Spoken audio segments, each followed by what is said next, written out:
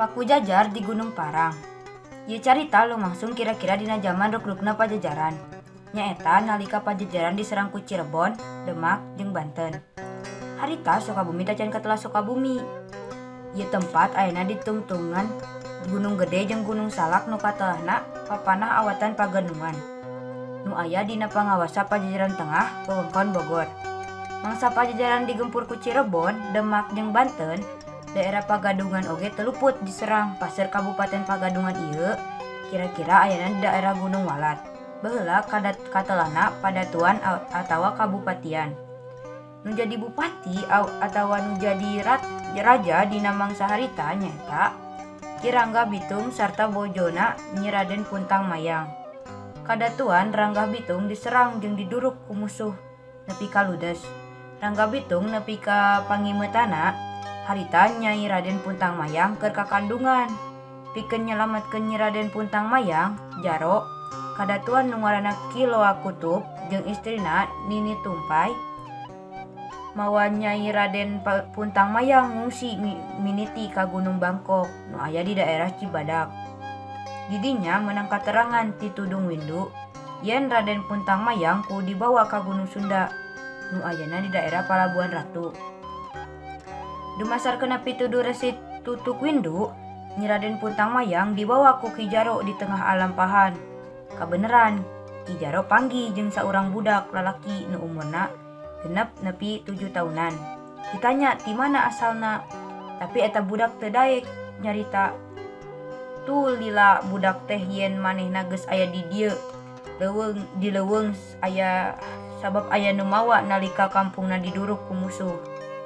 Ki Jaro boga kayakinan yen ieu budak lain budak samanea. Satuluyna ieu budak dibawa ngungsi bebarengan. Harita Gunung Sunda masih kene leuweung gegeledegan. Di pangungsian di Gunung Sunda, Ki Jaro ngurus jeung nalingakeun budak awewe nu geus gedena diberengaran Nyai Arum Pundak Saloyang atawa numutkeun versi sumber wangi mah katelahna Nyai Raden Pundak Arum. Budak nu harita meunang panggih di jalan oge sarua diurus ku Ki Jaro dikanyaah sakumaha mistina.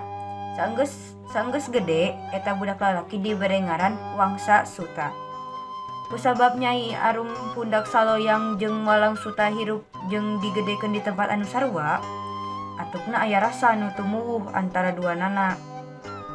Cindeukna ieu jejaka jeung wanoja meungkeut tali asih. Sok sanajan tali asih geus dibeungkeut jeung Nyai Pundak Saloyang, Wangsa Suta miboga kahayang nyuprih pangarti heula. Saenggeus meunang izin ti Ki Jaro, Wangsa Suta miang leleuweungan. Lampahan Wangsa Suta kabeh kiduleun gunung deket daerah Cikembar, didinya Wangsa Suta panggih jeung saurang resi ngaranna Saradea. Saenggeus ditarima jadi murid, Wangsa Suta diajarkeun ilmu angaweruh, ilmu kasaktian, ilmu bangunan, ilmu parang jeung sajabana.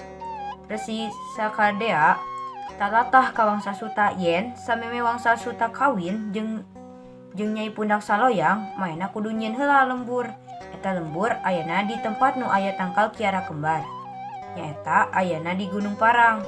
Mimiti ngabuka leuweungnya, eta gunung di tempat aku jajar ngadadahan 5. Tempatna deukeut kabeh kidul di Tegal Kole nu daunna wungu jeung rupa kembangna hejo.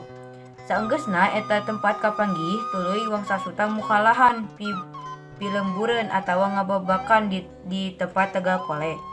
Dan nyarita ngeunaan Wangsa Suta, ayeuna urang teang lalampahan Nyi Pundak Saloyang.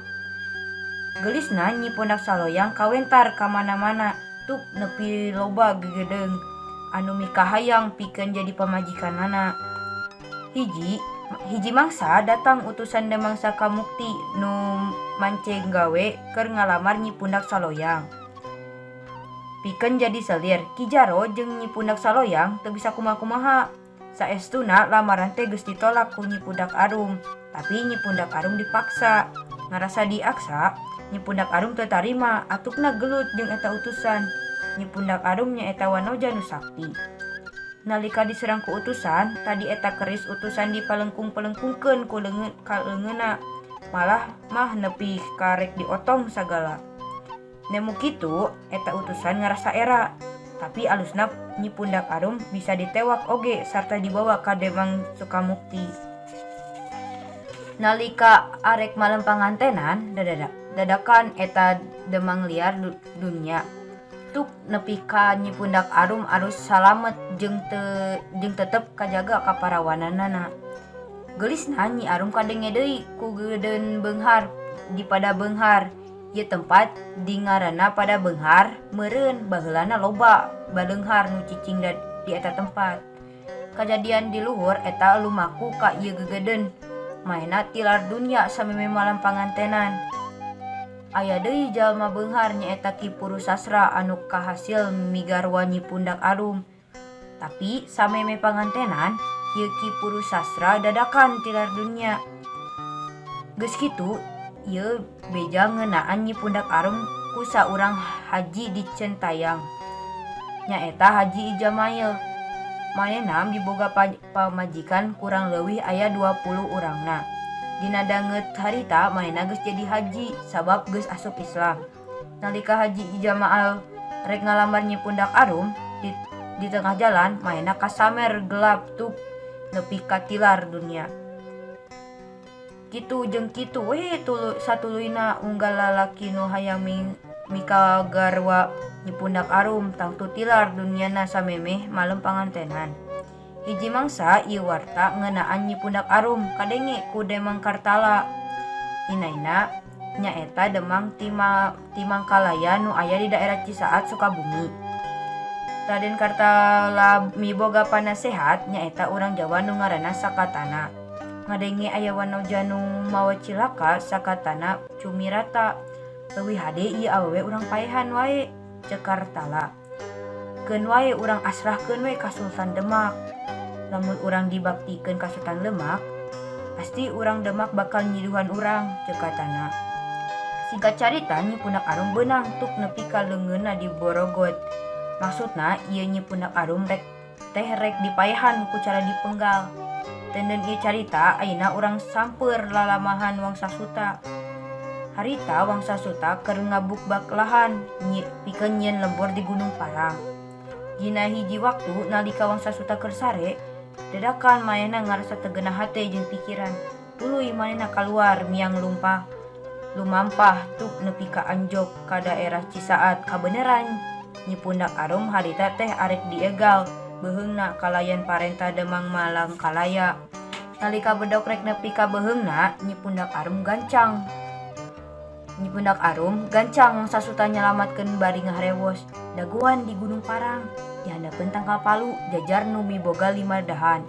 Didinya aya tempat nu keur dibabakan ku kuring daguan di dinya. Saenggeusna Wangsa Suta ngaharewos kitu, maena ngadu ngajajanten jeung salah saurang algojo. Nalika keur ngadu ngajajanten, maena teu apal yen Nyi Pundak Arum teh geus ditewak deui ku algojo sejen. Nyi Pundak Arum tuluy diasupkeun kana karung. Tuluy luwerna dibeungkeut sangkan teu kabur. Saenggeusna di karungan, eta Nyi Arum teh dibawa ka Pulau Putri nu aya di Teluk Jakarta.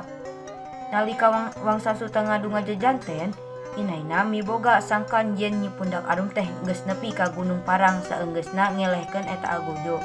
Geuwat Wangsa Suta ngajugjug ka Gunung Parang. Saenggeusna nepi geuning Nyi Pundak Arum teh teu nyampak di ieu tempat. Ningali kitu kapaksa Wangsa Suta nyauran Resi Saradea nu jadi guruna. Sabenerna saenggeusna ningali kitu, Wangsa Suta niang ka Gunung Parang. Resi Saradea teh pindah ka Gunung Aca nu ayana di deukeut Pasir Pendiel di kiduleun daerah Cijangkar. Tila saenggeusna disamat, ieu Resi Saradea datang maena cumarita. Wangsa Suta lain dina zaman ayeuna. Hidup kudu ngahiji jeung Nyi Pundak Arum tapi di zaman sejen. Saumpamana enggeus nepi ka ugana, tapi hidup kudu ngadagoan nepi ka ugana datang. Lamun saumpamana Gunung Parang geus pinuh ku imah sarta saumpamana Tegal Kole geus jadi kota, dina eta bangsa bakal wanoja nu nungtun masyarakat nu keur katalangsara sabari ngedekeun hate wanoja nu kanyerieun ku salakina. Tah eta wanoja Nyi Pundak Arum sarta eta mangsana hidup bisa ngahiji jeung manehna. Dina legenda Sukabumi, Mangsa Suta nu munggaran ngabebakan Tegakole tuk nepi ka loba jalma nu bubuara ka ieu tempat. Satuluyna nyarieun imah di tempat-tempatan tuk nepi ka jadi kotana. Mangsa Suta tetep ngadaguan sabab kitu pokna ceuk Resi Saradea yen ieu tempat bakal dibere ngaran Resep Cicing di Imah atawa Sukabumi.